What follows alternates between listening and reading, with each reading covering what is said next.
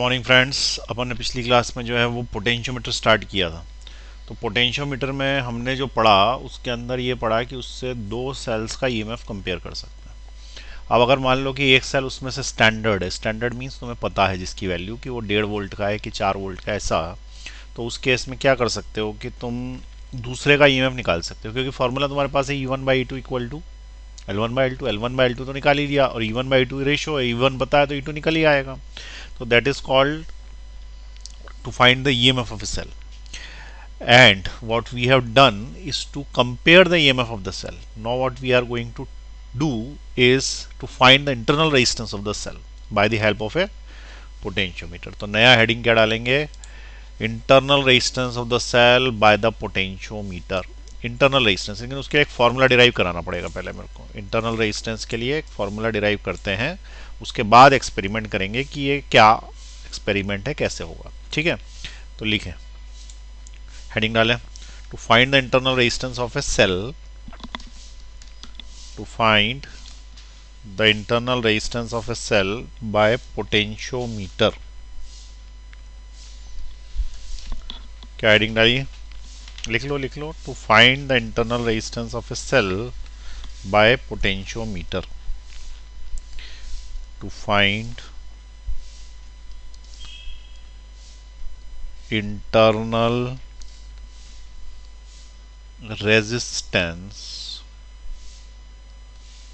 of a cell by potentiometer। ये हमारी heading.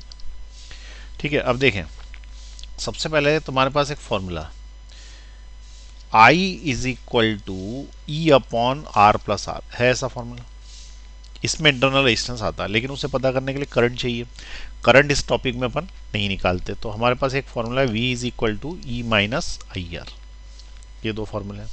हमें किसी भी तरीके से करंट हटा देना है, तो हम क्या ऐसा कर सकते हैं कि इस करंट की वैल्यू उठा के इस फॉर्मूले में रख दें, उसका आंसर यहाँ रख सकते हैं। तो चलो रख दो, पुट कर दो करंट की वैल्यू।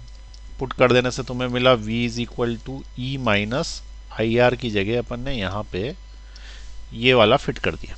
तो ये वाला कितना हो गया? E upon R plus R. Clear हुई बात? तो V is equal to E minus, E common ले सकता हूँ मैं इनमें से, अरे हाँ कि नहीं, E जो है वो कॉमन निकल जाएगा। कैसे कॉमन निकलेगा? तो देखो, इसके पास भी E है, इसके पास भी E है। यदि इनमें से E कॉमन निकल गया तो इसके पास बचा 1, और माइनस इसके बाद बचा है सिर्फ ऊपर वाला R upon R plus R. आई बात समझ में? अब अगर मैं इसको ऐसा कर दूं कि इसको V के अपॉन में E ले लूं, यहाँ पे V अपॉन E, ठीक है, तो हो जाएगा 1 minus R upon R plus R. यहाँ तक समझ में आई बात? अगली स्टेप में मैं क्या कर रहा हूँ कि इसको उठा के इधर ले जा रहा हूँ, और फिर इसको उठा के उधर ले जा रहा हूँ। तो इससे बन रहा है मेरा R upon R plus R is equal to 1 minus V upon E. किसी को कोई डाउट नहीं होना चाहिए यहाँ पर। R upon R plus R is equal to 1 minus V by. ठीक, अब क्या किया जाए कि मुझे तो R चाहिए किसी भी तरीके से, इंटरनल रेजिस्टेंस निकालना है ना मुझे, तो R चाहिए। तो क्या करूँ मैं, इसको लिखूँ R upon R plus R which is equal to E minus V upon E. कोई गलत तो नहीं है? एलसीएम ले लिया था मैंने E और E minus V by E कर दिया। अब पूरे को अपसाइड डाउन कर दूंगा मैं, अपसाइड डाउन, इसको पलटा दूंगा, इसको ही पलटा दूंगा। तो ये बन जाएगा R plus R upon R which is equal to E upon E minus V. अब क्या करेंगे, इसके अपॉन में R अलग कर देंगे, इसके अपॉन में अलग कर देंगे। तो इसके अपॉन में अलग करोगे तो R बाय आर हो जाएगा, इसके अपॉन में करोगे तो 1 हो जाएगा, और ये हो जाएगा E upon E minus we.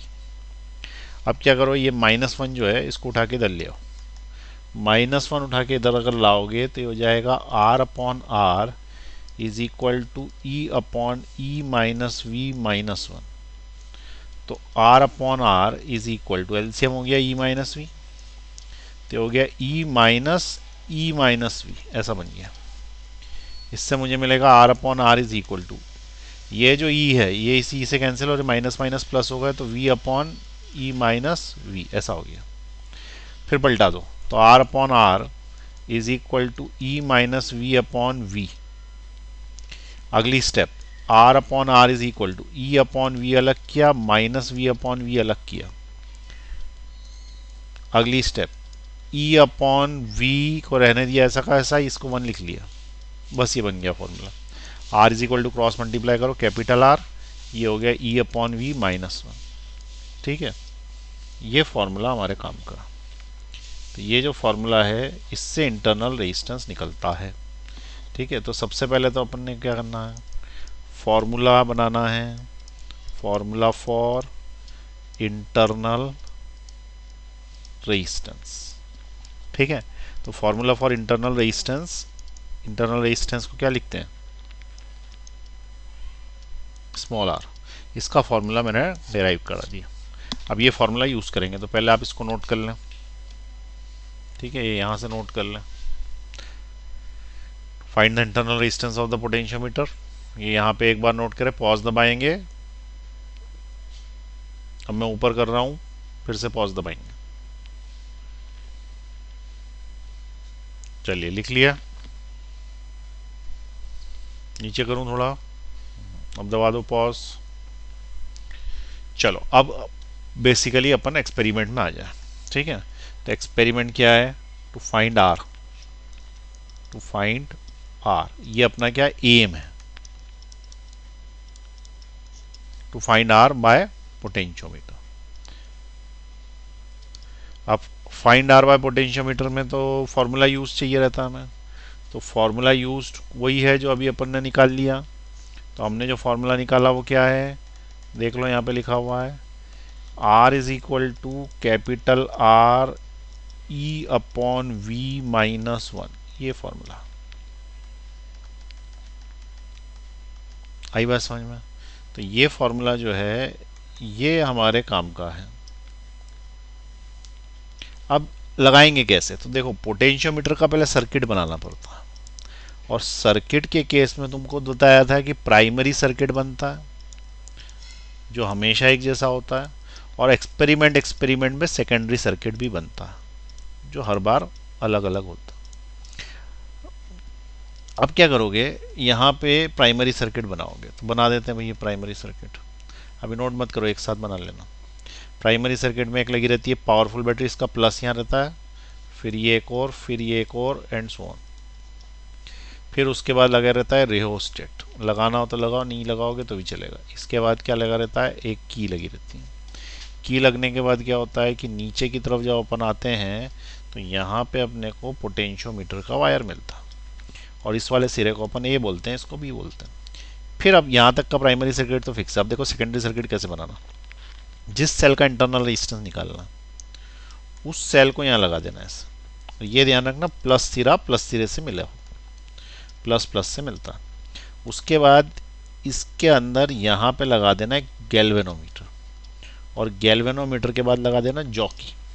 ठीक है, और उसके बाद क्या करना कि यहाँ से एक रेहोस्टेट या रेजिस्टेंस बॉक्स जो तुमको दिखाया था कोई सा भी फिक्स रेजिस्टेंस लगा के एक यहाँ पे की लगा देना और उसको यहाँ जोड़ देना ऐसे।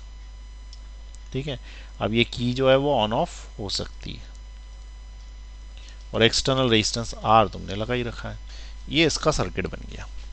अब ईएमएफ कंपेयर कैसे करेंगे, तो सबसे पहले क्या करेंगे, तुम पहले इसको समझने की कोशिश करो, ऐसे रटने की कोशिश मत करो, समझने की कोशिश करो क्या है। जैसे मान लो कि ये 100 वोल्ट का होता और इसका वैल्यू 0 कर देते, तो ये यहाँ से लेके यहाँ तक 100 वोल्ट क्रिएट करके रखता, यहाँ से यहाँ तक। और अगर हमारा ये 10 वोल्ट का होता तो ये 100 वोल्ट का मुकाबला यहाँ नहीं कर पाता, लेकिन यहाँ 50 वोल्ट होता, यहाँ 25 वोल्ट होता, यहाँ पे कितना होता, कहीं पे यहाँ पे 10 वोल्ट होता।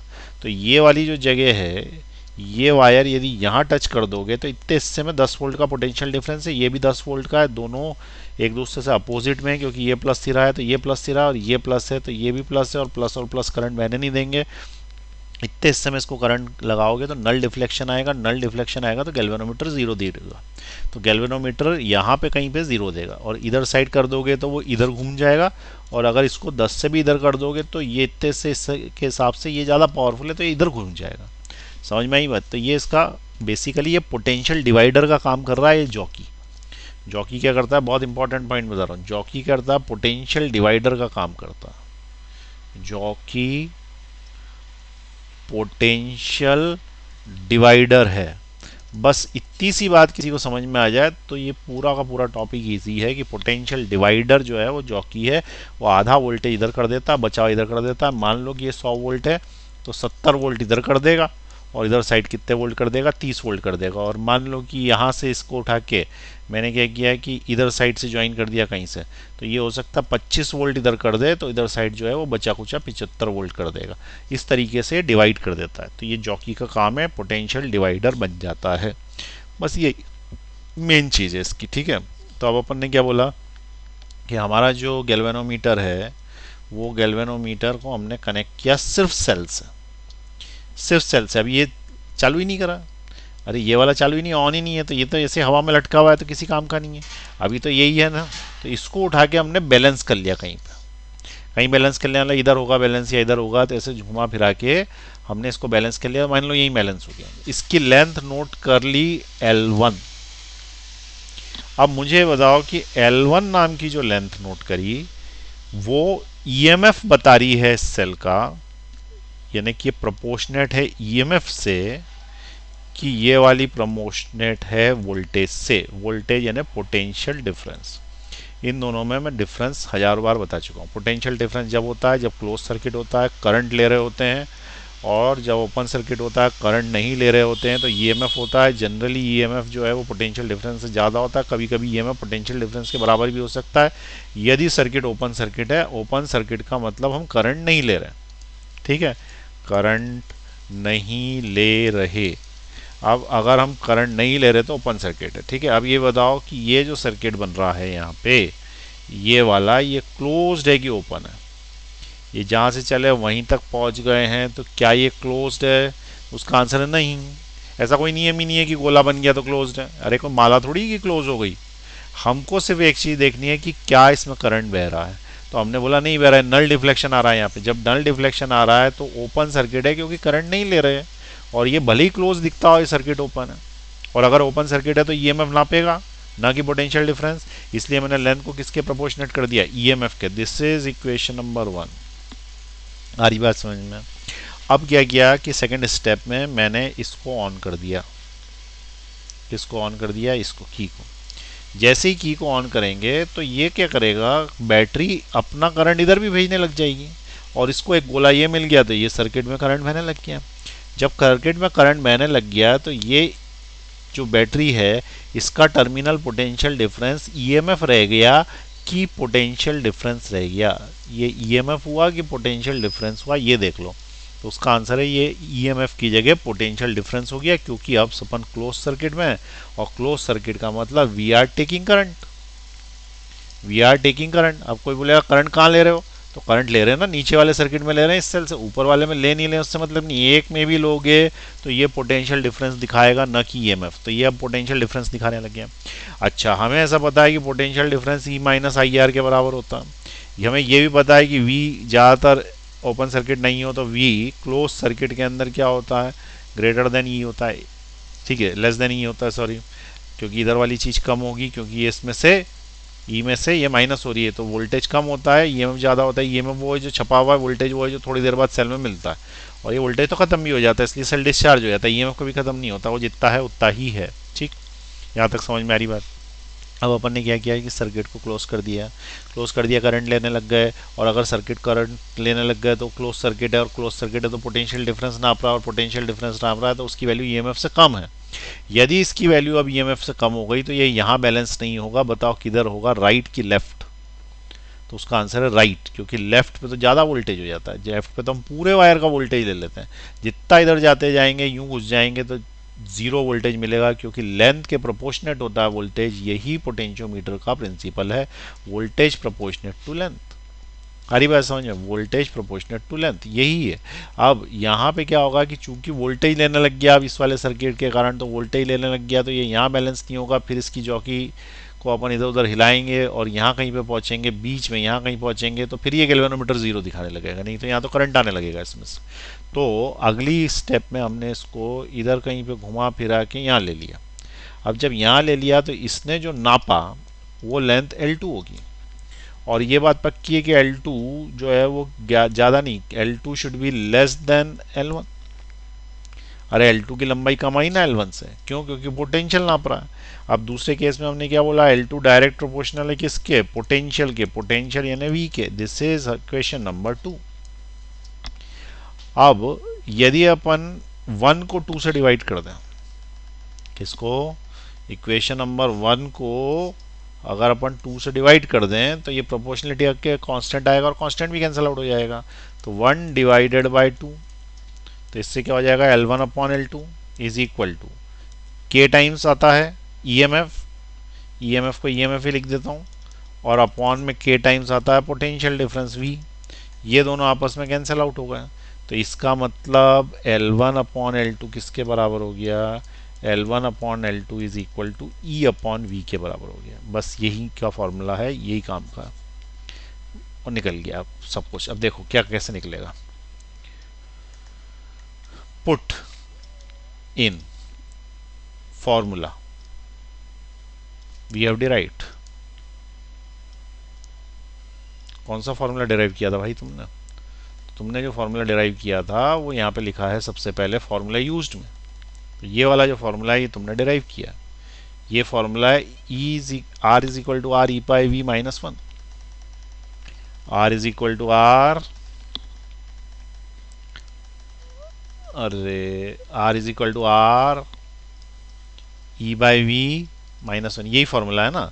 तो इसमें जो E बाई V है, E बाई V उसकी जगह तुम्हें L1 बाई L2 डालना है, तो R is equal to R L1 by L2 minus 1। बस इस फॉर्मूले से इंटरनल रेजिस्टेंस निकल जाएगा। अब कोई बोलेगा ये R क्या है, तो ये R वही है जो तुमने इसमें यहाँ लगाया है, ये R है, that is called the external resistance. ठीक है, तो ये एक्सटर्नल रेजिस्टेंस लगा हुआ है, ये R है। इंटरनल रेजिस्टेंस निकालना है, L1 L2 निकाल लोगे और 100% L1 ज़्यादा आएगा L2 से, क्योंकि L1 क्या नाप रहा है? EMF नाप रहा है, और L2 क्या नाप रहा है? तो L2 वोल्टेज नाप रहा है, V नाप रहा है। तो इस फॉर्मूले में पुट करने से हमें इंटरनल रेजिस्टेंस की प्राप्ति होगी। ठीक है, तो ये सत्यनारायण की कथा समाप्त हुई। अब देखो नोट कर लो, प्रसाद बटेगा ना, प्रसाद बटता है, तो ये प्रसाद बट रहा है, नोट कर लो भाई नोट्स को। अब लिख लें इसको, ये पूरा का पूरा पॉज दबाओ। नेक्स्ट, पॉज दबा दें। बस अब 2 एक्सपेरिमेंट हो गए, अब तुमको पोटेंशियोमीटर समझ में आ गया होगा क्या है। अब अपन न्यूमेरिकल करेंगे सीधे, ठीक है ना। तो न्यूमेरिकल जो है वो ये 2 फॉर्मूले पे बेस तो है ही, साथ में उसको हर वक्त ये मानना कि वो पोटेंशियल डिवाइडर है। ठीक है, तो तुम्हें क्या कंसेप्ट समझ में आया? पोटेंशियोमीटर क्या होता है? तो पोटेंशियोमीटर एक सादा वायर है जिसके ऊपर तुम क्या करते हो, तो जिसके अंदर हम क्या करते हैं कि एक इधर से बैटरी लगाते हैं। बैटरी हाई वोल्टेज की होती है, वो पोटेंशियल डिफरेंस क्रिएट कर देती है। 100 वोल्ट की जगह तुम्हें आधा चाहिए तो 50 वोल्ट ले लो, और आधा चाहिए तो 25 ले लो। ऐसे जितने छोटे टुकड़े होते जाएंगे उतना छोटा पोटेंशियल डिफरेंस उसके ऊपर आएगा। ठीक, यहाँ तक समझ में आ गई बात? चलिए अब उसके बाद आगे देखते हैं, न्यूमेरिकल करेंगे, ठीक है ना। हाँ, तो अपन जो है वो न्यूमेरिकल देख रहे थे इसके, तो न्यूमेरिकल मैंने एक लिख दिया है पीछे। अब ये देखें कि इसको कैसे करेंगे। तो मैं बहुत बेसिक न्यूमेरिकल करा रहा हूँ, ये बहुत बेसिक, ताकि जो है वो कंफ्यूजन ना हो किसी भी तरीके का। तो ये वाला देखें आप जरा। अब potentiometer wire is 10 metre long. बहुत ही सरलता से सोचना है इसको, क्वेश्चंस को, कठिन क्वेश्चन है इसके, सोचना सरलता से। 10 मीटर लॉन्ग वायर है और जिसके आसपास पोटेंशियल डिफरेंस 6 वोल्ट का मेंटेन है। अब सबसे पहले दिमाग में डायग्राम आना चाहिए। यहाँ से लेके यहाँ तक का जो वायर है वो 10 मीटर का है, और उसके आसपास उसने 6 वोल्ट डेवलप किया। अब 6 वोल्ट डेवलप किया है तो हो सकता है 6 वोल्ट की डायरेक्ट बैटरी लगा दी हो या 16 वोल्ट की लगा दी हो और उसने पोटेंशियल ड्रॉप करा दिया हो रेजिस्टर से। वो क्या कराया उससे अपने को मतलब नहीं, हमें ये पता पड़ गया कि इसने यहाँ पे जो है वो क्या किया, एक 6 वोल्ट का पोटेंशियल डिफरेंस डेवलप किया। तो मैं तो इसको क्या करता हूँ, इतना कॉम्प्लेक्स बनाता ही नहीं हूँ, मैं सिंपल बोल देता हूँ कि 6 वोल्ट की बैटरी लगा दी, बात खत्म। ठीक है, उसके आगे सर्किट नहीं है। इसका मतलब 6 वोल्ट जो उसने यहाँ लगाया है वही 6 वोल्ट इन दोनों सिरों के अक्रॉस भी मिलेगा। तो यहाँ पे ये पॉइंट और ये बी पॉइंट के आसपास कितने वोल्ट हुआ भैया, 6 वोल्ट। और वायर कितने मीटर का है, 10 मीटर। अब उसने क्या बोला आगे, find the EMF of a cell, find the EMF of a cell, cell का ईएमएफ निकालना है। Find the EMF of a cell which balances against a length of 180 centimetre. अब सेल का ईएमएफ निकालना है तो तुम्हें पता है कि सेल का जिसका ईएमएफ निकालना रहता है उसको नीचे ऐसे लगाना पड़ता है प्लस माइनस, इसका ईएमएफ निकालना है। और वो ये बोल रहा है कि ये जब गैल्वेनोमीटर में नल डिफ्लेक्शन देता है तो वो जगह यहाँ से कितने सेंटीमीटर पे होती है, 180 सेंटीमीटर पे आती है। ठीक है, वो नल डिफ्लेक्शन में जो जगह है वो कितने पे आती है भाई, 180 सेंटीमीटर पे आती है। अब यदि 180 सेंटीमीटर में आएगी तो फिर उस केस में उसने पूछा है कि इसका ईएमएफ बताओ। तो बहुत ही सिंपल बात है, सबसे पहली स्टेप हमेशा अपन पोटेंशियल ग्रेडियंट निकालेंगे। पोटेंशियल ग्रेडियंट, पोटेंशियल ग्रेडियंट क्या बोलता है, voltage divided by the distance. तो इसका वोल्टेज इन दो सिरों के बीच में कितना था, तो इन दो सिरों के बीच में वोल्टेज था 6 वोल्ट। यही वाला वोल्टेज तो इनके आसपास है, तो वोल्टेज को अपन कितना लिख देंगे, 6 वोल्ट। और डिवाइडेड बाय भाई डिस्टेंस कितना, पूरा वायर का डिस्टेंस, पूरा वायर कितने मीटर लंबा है, 10 मीटर लंबा है। तो यहाँ पे 10 लिखेंगे लेकिन यूनिट जरूर लिखना मीटर। इसका मतलब ये कैंसल आउट हो जाएगा, तो ये 3/5 देगा, तो ये हो गया 3/5 वोल्ट पर मीटर। समझ में आ रही बात। अगर मैं इसको बोलूं कि सेंटीमीटर में कर दूं तो 1 मीटर में 100 सेंटीमीटर होते हैं, तो नीचे ही आएगा वो 100, तो 500 हो जाएंगे सेंटीमीटर, ऊपर आ जाएगा वोल्ट। मीनिंग ये है कि हम अगर 1 मीटर आगे बढ़ेंगे तो 3/5 वोल्ट कम हो जाएगा। 3/5 है ना, 0.6 वोल्ट कम हो जाएगा। 1 मीटर पे 0.6 वोल्ट, 2 मीटर पे 1.2, 3 मीटर पे 1.8। तो 1 मीटर पे 0.6 कम होगा तो 10 मीटर पे 6 वोल्ट कम हो जाएगा। तो यहाँ पे यदि 6 वोल्ट मिल रहा था तो 10 मीटर जब पूरे कंप्लीट हो जाएंगे तो यहाँ पे 0 वोल्ट हो जाएगा, क्योंकि 10 मीटर का ही तो वायर। यही पोटेंशियल ग्रेडियंट का मतलब है ना, कि कैसे वोल्ट पर मीटर कम होता जाता है इस वायर पर, यहाँ से जाते हैं कम होता जाता है वोल्टेज, और पोटेंशियल डिफरेंस बढ़ता जाता है। पोटेंशियल और पोटेंशियल डिफरेंस में अंतर है, पोटेंशियल पॉइंट का होता है और पोटेंशियल डिफरेंस दो पॉइंट्स के बीच का होता है। तो पोटेंशियल डिफरेंस बढ़ता जाता है, पोटेंशियल कम होता जाता है। ठीक है, तो ये हो गया 3/500 वोल्ट पर सेंटीमीटर। तो तुम्हें कुछ नहीं करना, ज़्यादा दिमाग नहीं लगाना। सबसे पहली स्टेप क्या करना, पोटेंशियल ग्रेडियंट निकाल लो। पोटेंशियल कितना है भाई उसके आसपास, 6 वोल्ट, और 10 मीटर से डिवाइड कर दिया, और डिवाइड कर दिया तो ये यूनिट आ गई 3/500। सेकेंड स्टेप, सेकेंड स्टेप में वो क्या बोल रहा है कि ये बैलेंस हो रहा है 180 सेंटीमीटर पर, तो यहाँ से यहाँ तक कितना पोटेंशियल होगा। तो पोटेंशियल का फॉर्मूला होगा पोटेंशियल ग्रेडियंट इनटू लेंथ। अगर मैंने तुमसे बोला है कि 10 मीटर का वायर 3/5 का उसका क्या है, पोटेंशियल ग्रेडियंट है, तो ये बताओ कि यहाँ पे कितना पोटेंशियल होगा, या इन दोनों पॉइंट्स के बीच में कितना पोटेंशियल डिफरेंस होगा। तो तुमने क्या बोला कि 3/5 वोल्ट पर मीटर है, और मेरा वायर 10 मीटर लंबा है, तो मीटर से मीटर कट गया, ये इससे 2 बार कट गया, तो 3 × 2 कितना हो गए, 6 वोल्ट हो गए। तो इसका मतलब ए और बी के बीच में 6 वोल्ट का पोटेंशियल डिफरेंस है। तो यदि मैंने तुमसे बोला कि भैया आधे पे बताओ, तो आधे पे बताओ तो 10 मीटर की जगह 5 मीटर का मल्टीप्लाई कर दोगे, 5 से 5 कट गया, 3 वोल्ट होगा। तो पक्की बात है यहाँ से यहाँ तक 6 वोल्ट है, तो बीच में 3 वोल्ट ही होगा।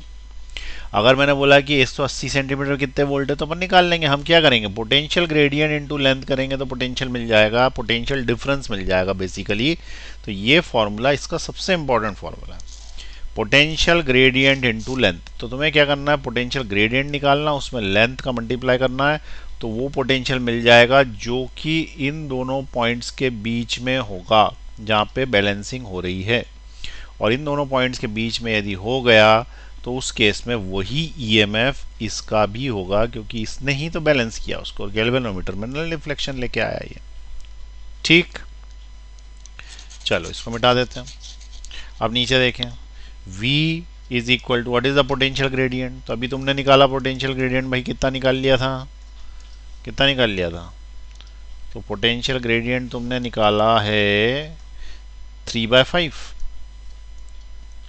और अगर 500 लिख दूं तो वोल्ट पर सेंटीमीटर, वोल्ट पर centimetre.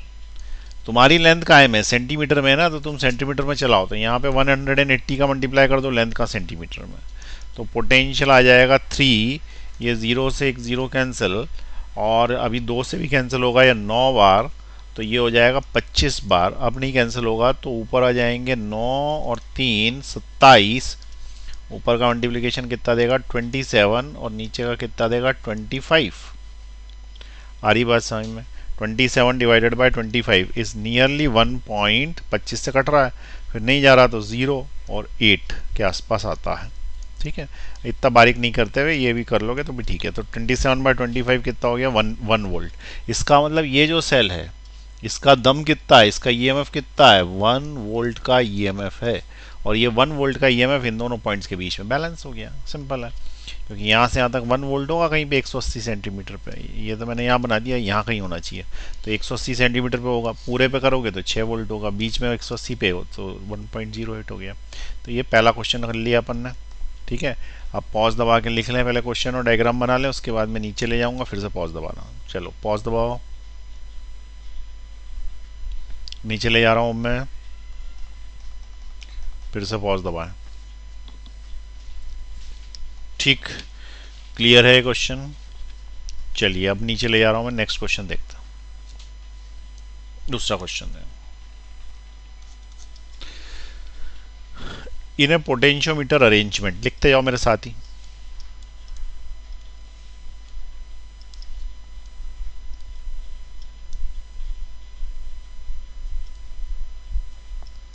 In a potentiometer arrangement, a cell of EMF 1.25 volt 1.25 volt, cell का EMF 1.25 volt, gives a balance point at 35 centimeter of length, gives the balance point at 35 centimeter of length. Thus, if the cell is replaced by another cell, if the cell is replaced by another cell and the balance point shifts to, and the balance point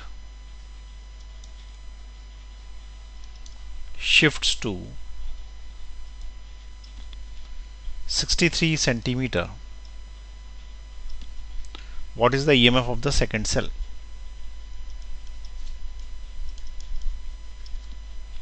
EMF of second cell. अब देखो question ध्यान से पढ़ें एक बार। Potentiometer arrangement में एक cell है जिसका EMF कितने वोल्ट है, एक सेल है जिसका EMF कितने वोल्ट है, 1.25 वोल्ट। ये बैलेंस पॉइंट 35 सेंटीमीटर पे देता है, बस ठीक है, यहीं तक सोचो। ये अपना पोटेंशियोमीटर का वायर है, ऊपर का सर्किट से हमें कोई लेना देना ही नहीं। नीचे वाले सर्किट में जब अपन ने सेल लगाया तो ऊपर का सर्किट में डॉट करके छोड़ देता हूँ, मतलब है ऊपर, और वो प्राइमरी और हमेशा एक जैसा होगा। ठीक है, अब सेल लगाया तो ये प्लस सिरा है, माइनस सिरा, फिर क्या लगाया, गैल्वेनोमीटर, और इसको जॉकी को जब यहाँ लगाया तो ये 35 सेंटीमीटर पे बैलेंस पाया गया। किसी को कोई डाउट यहाँ तक नहीं? If the cell is replaced by another cell, इसका मतलब सेल को बदल के दूसरा सेल लगा दिया गया, इसका मतलब ये चीज बदली, पोटेंशियोमीटर नहीं बदला, वही रहा, लेकिन सेल बदल दिया गया।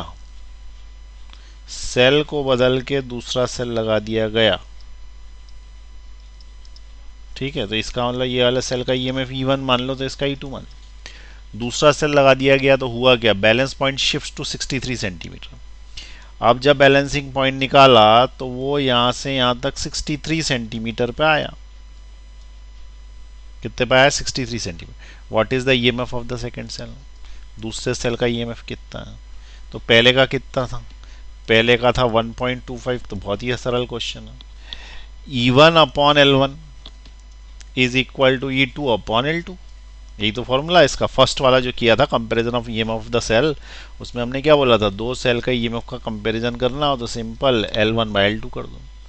तो E1 की जगह मैंने लिखा 1.25 अपॉन E2 मुझे निकालना, L1 की जगह लिखा मैंने 35 और L2 हो गया 63।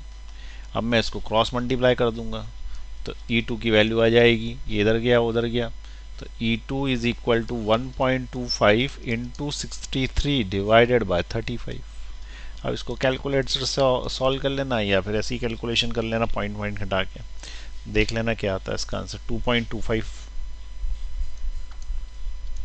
वोल्ट आंसर वाला, ठीक है। चलिए नोट कर लीजिए, सरल था ये क्वेश्चन। पॉज का बटन दबाएं, नोट कर लें।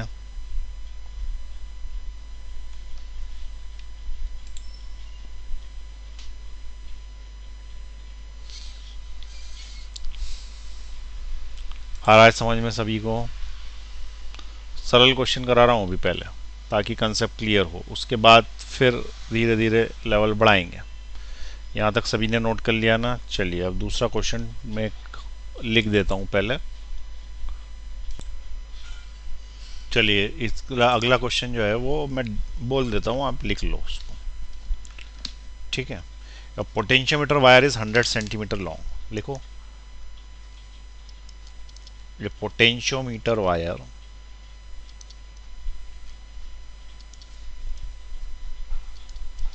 is 100 सेंटीमीटर लॉन्ग, ठीक है, and a constant potential difference is maintained across it, and a constant potential difference PD is maintained across it. Potential difference is maintained across it. Two cells of EMF,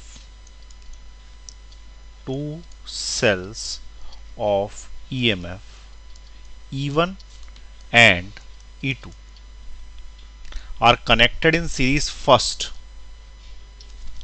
are connected in series first to support one another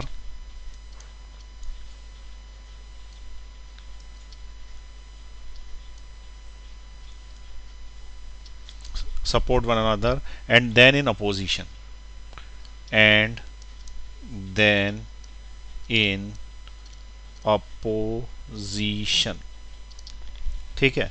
The balance points were obtained at 60 centimeter and 12 centimeter. The balance point, कठिन है इसके question थोड़े, ठीक है, बहुत ही आराम से करना, क्योंकि जो कराया गया है एक्सपेरिमेंट वैसा का क्वेश्चन नहीं आता, जो मैं क्वेश्चन करा रहा हूँ इस टाइप का क्वेश्चन आता, ठीक है। The balance point were obtained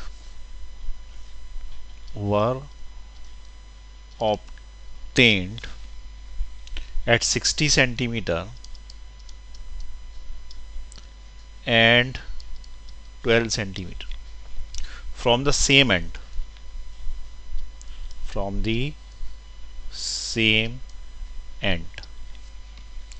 of the wire, कितना बड़ा question. in the two cases find the ratio of the EMF, in the two cases find the ratio of the EMF, find the ratio of EMF। अब थोड़ा समझो, हर चीज में करा दूंगा तो तुमसे नहीं बनेगी। पॉज का बटन दबाओ और उसको आराम से पहले सोचो और करो, स्वयं करना, मैं नहीं करा रहा।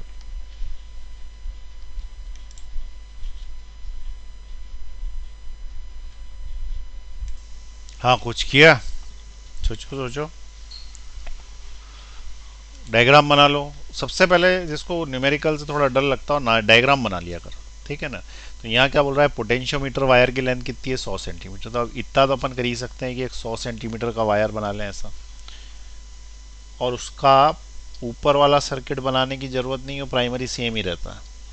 तो ये वायर कितने सेंटीमीटर का भैया, 100 सेंटीमीटर का मैंने वायर बना दिया। उसके बाद क्या बोल रहा है, a constant potential difference is maintain across is two cells of EMF E1 and E2 are connected in series first.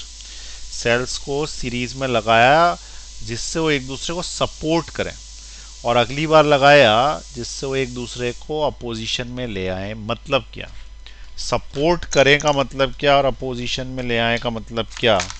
तो यहाँ पे देखें, ये सेल है, दिख रहा है, और ये वाला एक और सेल दिखाना पड़ेगा तुमको इसके लिए।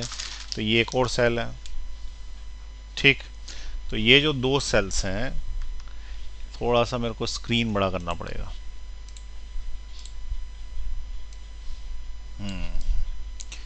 ये दो सेल्स दिख रहे हैं तुमको, ठीक है। अब ये जो दो सेल्स हैं, इसको यदि एक के पीछे एक लगाएंगे ऐसे यूं, तो ये क्या करेगा, एक दूसरे को एड करेगा। एड करेगा ना, मदद करता है। तो मदद करता है तो कब करता है, जब इसका पॉजिटिव सिरा इसके निगेटिव सिरे से जुड़ा है। तो ये एक बार सेल ऐसे लगाए गए, समझ में आ रही बात। ये एक बार सेल ऐसे लगाए गए हैं, और अगली बार सेल क्या कर दिया, इसको उल्टा कर दिया, ऐसे इधर का इधर वाले में जोड़ दिया इस टाइप से, ठीक है। तो ये सेल्स में इधर साइड भी छोटा है और इधर साइड भी छोटा है, तो इसको बोलते हैं अपोज कर रहे हैं। तो एक बार क्या कर रहे थे, वो एड कर रहे थे, और दूसरी बार क्या कर रहे थे, वो अपोज कर रहे थे, ठीक है। तो इस तरीके से जो है सेल्स कनेक्ट किए हैं इसने। जबकि मैंने तुम्हें क्या बताया, पोटेंशियोमीटर में तो सादा एक सेल कनेक्ट करते हैं, फिर उसको हटाते हैं, दूसरा लगाते हैं, या फिर क्या करते हैं कि वो 2A की से करते हैं। लेकिन ये नया ही क्वेश्चन ले आया। अब क्वेश्चन वहाँ पे अपने आप ही कुछ भी आएंगे, इसलिए कंसेप्ट याद रखना है कि पोटेंशियोमीटर जो वायर सेट करता है, ठीक है, पोटेंशियोमीटर जो वायर्स पर सेट करते हैं, वो उतना पोटेंशियल डिफरेंस देता है जितनी उसकी लेंथ है इनटू उसका पोटेंशियल ग्रेडियंट, और voltage directly proportional to L होता है, और फॉर्मूला है V is equal to L into potential difference, ठीक है। यहाँ तक जो है वो लगाना। अब इस बहुत सिंपल क्वेश्चन बन जाएगा अगर तुमको समझ में आ गया है तो एक बार मैं थोड़ा सा इसको छोटा कर दूं, और डायग्राम फिर से बनाएंगे, एक छोटा डायग्राम बनाएंगे इसके अंदर, उससे जो है वो क्लियर हो जाएगा कि क्या बताना चाह रहा है, ठीक है। देखें, पहला सेल कैसे लगाया गया, तो पहला सेल लगाया गया ये ऐसे, और दूसरा सेल लगाया गया ऐसे। अब लगाया गैल्वेनोमीटर, और अब वो बैलेंस पॉइंट ढूंढ रहा है। तो जब पहले सेल का ईएमएफ E1 था और दूसरे का E2 था, और ये दोनों एक दूसरे को एड कर रहे थे, इसका मतलब प्लस से माइनस, माइनस से प्लस जोड़ा है, ऐसा जो अभी दिखाया मैंने। और दूसरी बार क्या किया उसने, तो ये तो केस 1 हुआ। केस 2 में उसने क्या कर दिया, तो केस 2 में उसने उल्टा जोड़ दिया। तो अगर अपन बोलेंगे केस 2 में क्या किया, तो केस 2 में वायर जो पोटेंशियोमीटर का है वो तो वही का वही रहा, 100 सेंटीमीटर भी रहा, लेकिन उसने एक बार इसको यूं जोड़ा और दूसरी बार इसको यूं जोड़ दिया, और फिर गैल्वेनोमीटर लगा के फिर जॉकी लगा दी। तो इसके सिरे का क्या हुआ, प्लस माइनस, और ये हो गया माइनस प्लस। अब वो पूछ रहा है कि जब पहली बार उसने ऐसा किया तो बैलेंसिंग लेंथ मिली 60 सेंटीमीटर, और दूसरे केस में मिली 12 सेंटीमीटर पे, और बैलेंसिंग लेंथ तो ये है, तो एक बार मिली है 60 सेंटीमीटर पे, और एक बार ये मिली कितनी, 12 सेंटीमीटर पे, ठीक। अब वो 12 पे मिलनी थी, क्योंकि एक दूसरे का वोल्टेज कैंसिल कर रहे होंगे, और वोल्टेज कैंसिल कर रहे होंगे, तो जब भी वोल्टेज कम हो जाता है तो बैलेंसिंग लेंथ इधर मिलती है, और वोल्टेज बढ़ जाता है तो बैलेंसिंग लेंथ उधर मिलती है, और मैक्सिमम लेंथ यहाँ तक मिल सकती है, इससे ज़्यादा मिल ही नहीं सकती, क्योंकि ये ऊपर वाले सर्किट की मैक्सिमम वैल्यू है वोल्टेज की, तो हम ज़्यादा से ज़्यादा यहाँ तक जा सकते हैं। अब क्या हो गया कि इस वाले केस में ईएमएफ प्रोपोर्शनेट होगा लेंथ के, सभी केसेस में होता है। लेकिन E1 और E2 का क्या करोगे, तो एड कर रहे हैं ना, तो ऐड करोगे, और विच इज इक्वल टू के टाइम्स, और लेंथ कितनी लोगे 60 सेंटीमीटर, 60 सेंटीमीटर पे ऐसा हो रहा है। ये बना केस 1 की इक्वेशन। अब केस 2 में बनाओ। केस 2 में मान लें कि E1 ज़्यादा है E2 कम है, कुछ तो मानना ही पड़ेगा ना, तो E1 ज़्यादा है E2 कम है ऐसा मान लिया, तो एक दूसरे से अपोजिट चल रहे हैं, तो E1 का क्या हो जाएगा, बिल्कुल सही माइनस हो जाएगा, विच इज के टाइम्स लेंथ कितनी भैया 12 सेंटीमीटर, तो ये 12 सेंटीमीटर, ये इक्वेशन बन गई दो। अब दोनों इक्वेशन को कुछ भी मत करो, डिवाइड कर दो, एक दूसरे के अपॉन में ले आओ। जब अपॉन में लाओगे के से कैंसिल हो जाएगा, और ये 12 से ये 5 बार कैंसिल हो जाएगा, तो तुम्हें क्या मिलेगा, तुम्हें मिलेगा E1 plus E2 upon E1 minus E2 is equal to 5। अब करो क्रॉस मल्टीप्लाई, क्योंकि उसको क्या चाहिए, उसको रेशो ऑफ ईएमएफ चाहिए, और रेशो ऑफ ईएमएफ को अपन क्या बोलते हैं, E1 अपॉन E2 बोलते हैं, यही तो रेशो होता है ईएमएफ। तो अब क्रॉस मल्टीप्लाई कर दो, इसको 1 मान लो, अब ये इधर मल्टीप्लाई ये इधर मल्टीप्लाई, तो जब 1 का मल्टीप्लाई होगा तो वो E1 प्लस E2 ही रहेगा। आई बात समझ में। और इधर साइड इक्वल टू होके क्या हो जाएगा 5 टाइम्स, ब्रैकेट में आ जाएगा E1 माइनस E2।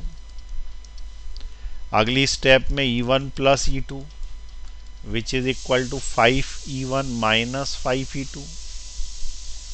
अगली स्टेप में ये वाला और ये वाला उठा के इधर ले जाना, तो हो जाएगा E2 plus 5E2 which is equal to 5E1 minus E1। बोलो कितने हो गए 6E2 which is equal to 4E1। तुम्हें क्या चाहिए था E1 बाई E2, तो इस E2 को उठा के नीचे, तो E1 upon E2 is equal to इधर क्या बचा 6, और वो 4 उठ के कहाँ आया नीचे, ये अपॉन 4 कैंसिल आउट करो, 2 3 ज़ा 2 2 ज़ा 2 3 ज़ा 6। इसका मतलब E1 बाई E2 का फॉर्मूला क्या बन गया, E1 upon E2 is equal to 3 upon 2, ये रेशो बन गया उसका। ठीक है, तो ये हमारा आंसर आया समझ में। सिंपल है क्वेश्चन, ज़्यादा अब कठिन नहीं लग रहा होगा। एक बार सेल सीधे लगा दिए उसने, एक बार पलटा दिए, पलटे हुए सेल तो अपन ने पहले भी किए हुए, इसने इसके ईएमएफ को जोड़ दिया, इसने इसके ईएमएफ को माइनस कर दिया। अब ईएमएफ जब जुड़ गया तो वो उसके के टाइम्स लेंथ होता है, तो लेंथ कर प्रोपोर्शनेट कर दिया। अगली बार ईएमएफ जब माइनस हो गया के टाइम्स लेंथ हो गया, अपॉन में ले लिया, अपॉन में लेके कुछ नहीं क्रॉस मल्टीप्लाई किया, E1 बाई 2 का रेशो आ गया। बाकी तो कैलकुलेशन ही है। ठीक है, चलिए अब इसको नोट करें, यहाँ पे यहाँ से नोट कर लें एक बार, मैं पॉज बोलूँगा तो पॉज दबा देना, और उसके बाद जो है वो अगले सीन पे। चलिए पॉज दबाएं, हो गया ना, चलो आगे बढ़ाएं। चलिए पॉज दबा दीजिए। तो ये आज मैंने बेसिक न्यूमेरिकल्स करा दिए, अब मैं प्रैक्टिस के लिए थोड़े हार्ड न्यूमेरिकल्स अगली क्लास में कराऊंगा। पोटेंशियोमीटर एक क्लास और लेना पड़ेगा क्योंकि टफ है थोड़ा सा। ठीक है, चलिए देखते हैं अगली क्लास में।